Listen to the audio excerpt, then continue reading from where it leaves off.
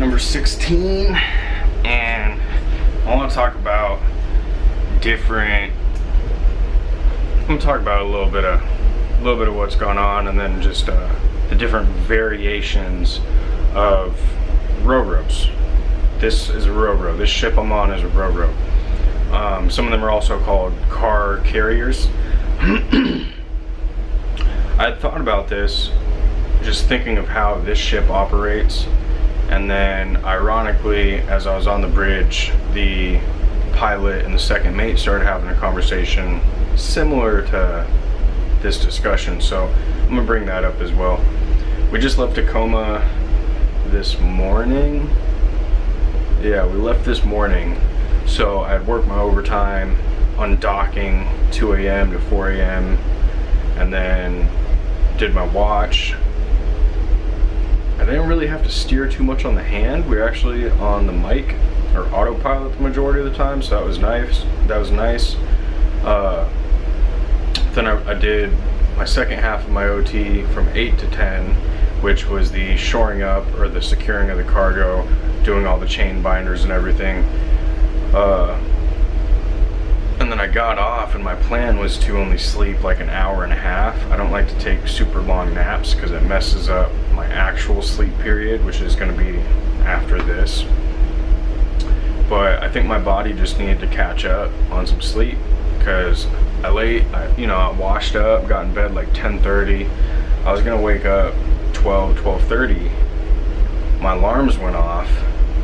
I woke up, got up for a second, had a sip of water, laid back in bed, wide awake. But I ended up passing out again. And I woke up at like 3 o'clock just in a flail because I hadn't set an alarm for my second watch, so I had no idea what time it was. And I woke up at 3 o'clock or 1500, so got up, started getting changed, ready for watch. Pretty cool. Yesterday's video, I did that unboxing of all my stuff that I got from Amazon. You know, I don't know if it's the fact that in the past like 48 hours I only had about maybe 8 hours of sleep. I wasn't like running tired or dragging or anything, but between the past 2 days I really only had about 8-ish hours of sleep. Well, I got this new pillow. What's the brand? Zamat. Z-A-M-A-T.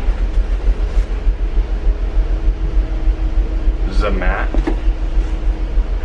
I'm only sharing with this for you just because, again, I don't know if it was the lack of sleep or just the fact that I already got a grease stain on it. I put my head on this pillow and it was like instantly I fell asleep. I bought this pillow because the pillow I had, since I've been here, my neck, every single day I'm just like,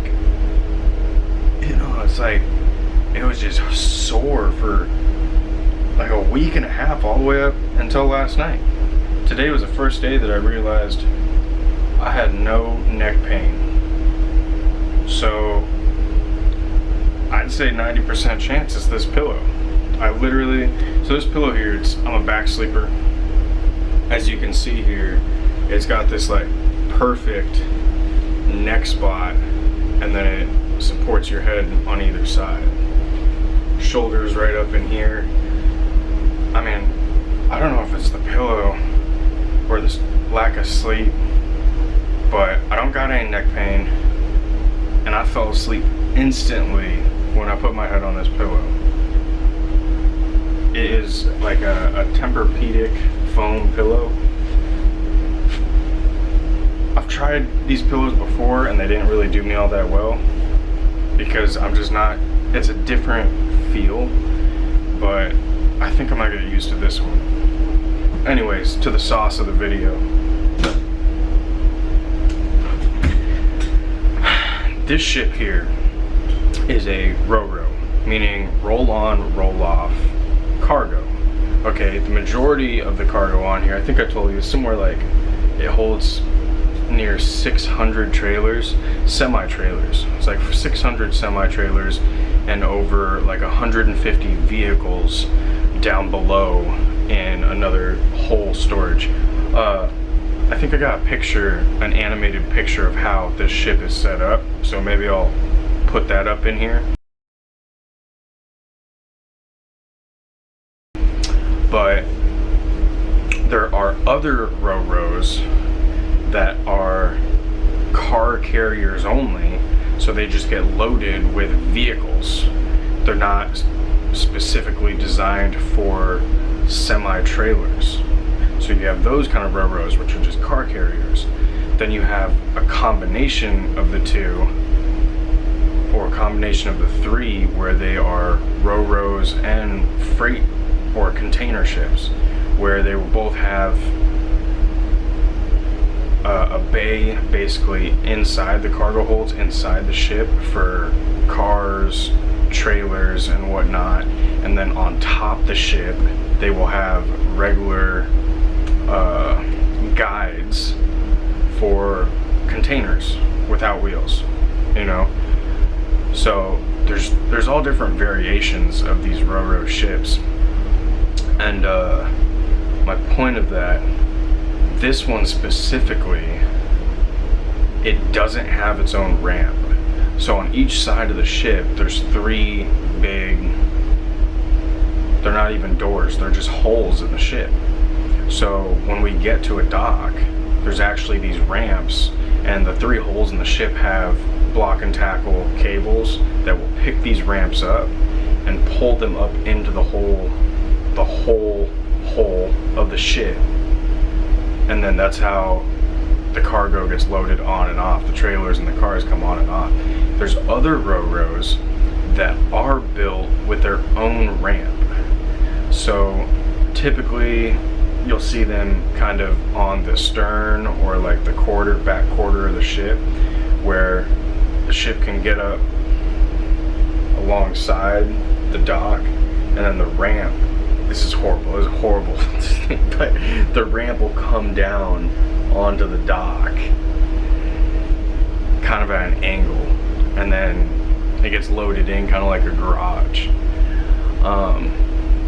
There are other ones where they're Roros that they have their own ramps, kind of like in the forward and the stern of the ship, fore and aft of the ship, that the ship will come up to the dock, and then the ramps come off exactly parallel with the ship, so things can be loaded. But the majority of the ones that I've seen are usually the ship comes up to the dock and the ramp kind of goes at like a 45-degree angle. I see those more often, I don't know why. But yeah, this one has no ramps, which kind of limits its possibilities, because I mean, it has a set run here between Washington and Alaska, and there are ramps at the dock, but like this ship could not go to a different port or a different dock that doesn't have ramps. And like I just said, most Roros I've seen have their own ramps, so they're able to go to different docks. This one is limited because it needs those ramps to be able to load and unload cargo. And on the other part, the little tidbit that kind of added to this, the second mate and the pilot were having this conversation about how the setup of the bridge here is just like not thought out. And I've noticed that coming to different ships, starting to come to different ships now, where the layouts of the bridges and how the helm is, how the radar and ectis is, the throttle controls and everything, they all are always in different locations on each of these bridges. Typically the helm is in the center, but then you'll have, like, I had one of the ships was the radar, the ectis, the throttles were all in one spot. That was nicely planned out. But then on my last ship, it was like the radar, ectis, and all that was in one spot, and then the throttle controls were on the other side of the bridge. The pilot needs to be at a radar. He's not controlling the throttles, a mate on watches, but now he has to yell across the bridge, to give the orders of that. It's just weirdly set up. And the pilot was talking about how some of the foreign ships he's been on are, a lot of foreign ships, they throw tons and tons of money at these ships.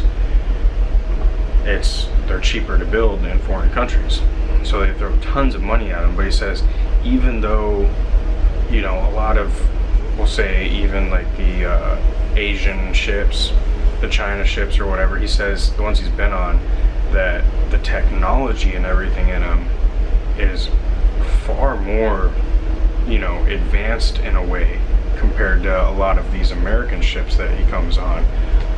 But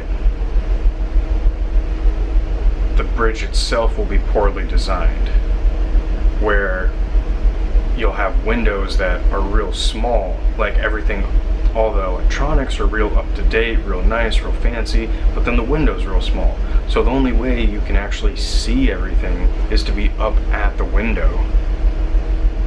So you gotta go up, look at the window, and then come back, 10 feet to where all the controls are.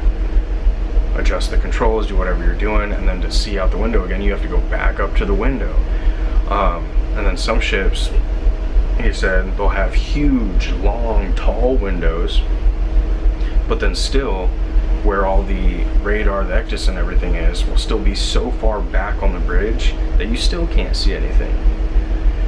So it's interesting. It was interesting just hearing this from a pilot, how, he or she goes on all types of different ships, and every layout on all these ships are different. It's kind of, but when you think of, when you get in a car or you get in a truck, it's pretty standard. You're gonna have the steering wheel in one spot, the speedometer and all the gauges in front of it, unless you're in a Tesla, that's over in the center, like a Mini Cooper. But you're gonna have the steering wheel, all your gauges and everything, and the radio is gonna be in the center. And then the only two other things that's gonna change is you're either gonna have the shift in the center, or you're gonna have a shifter on the column. But it's almost pretty standardized.